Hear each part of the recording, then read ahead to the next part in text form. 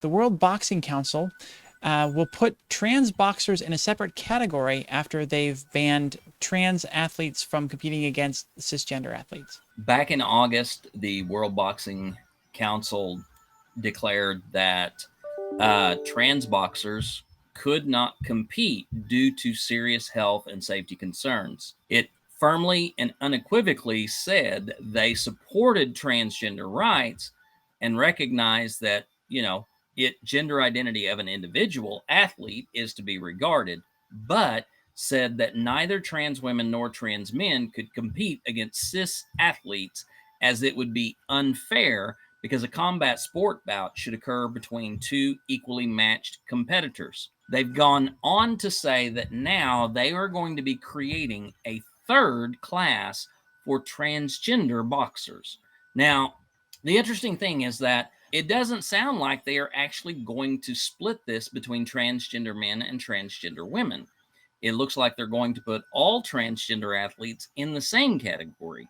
They're looking to create a league or a tournament just for trans athletes.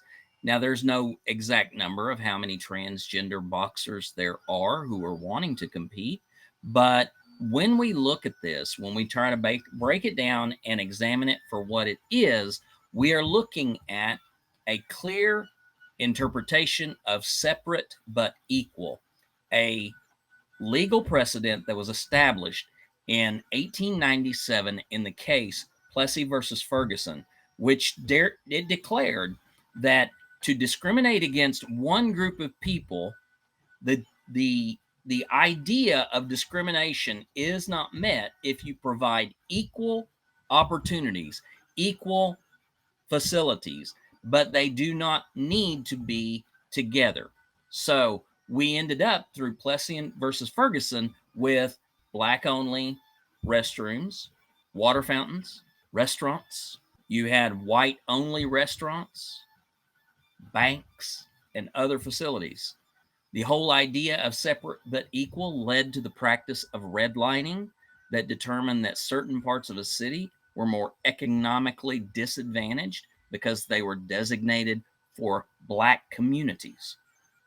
This concept of separate but equal in saying, look, we recognize you, we support you, we value your identity as an individual, but you know what? We're not going to let you compete like everyone else. You have to have your own thing. So this is truly looking to shape up as another issue of where we're going to have to fight to remind people that the intersectionality between the trans community and the black community are those intersectional lines are still very obvious. They're still very clear in those ties together. Well, the interesting thing about this, how this will come to a head is very similar to what brought about the end of separate but equal in those cases. It was Brown versus the Board of Education, because what was proven is that even though the facilities were quote unquote equal, they weren't. The quality wasn't as good. It wasn't the same. It wasn't an apples to apples situation. Right. And so therefore it was a discriminatory policy, and they brought an end to it. The thing that you're going to find out is, in doing this in a trans only league of boxers, is there's a very, very small handful, especially within the same class. So they're going to be given their own league so they can compete as trans athletes against other trans people, but there aren't going to be enough to make it a fair comparison to the other leagues, the other classes, and that the cis people are able to go through and experience. So I'm thinking that this will kind of quickly follow the same route as a Brown v. Board of Education, but who knows?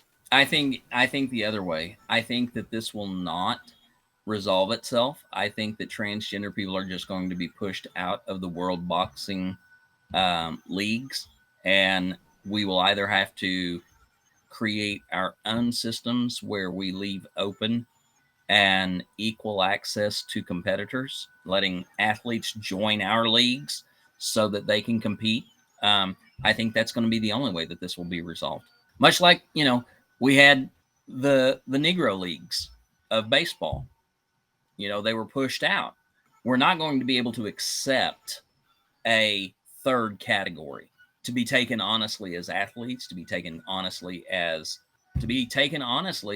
correspondents and editorial providers, because people are going to just look at us and say, "Oh, you've got an axe to grind." Hmm. No, we're doing the job. We're doing what we can. So sitting at the table with other people, cisgender people, that's the only equitable platform.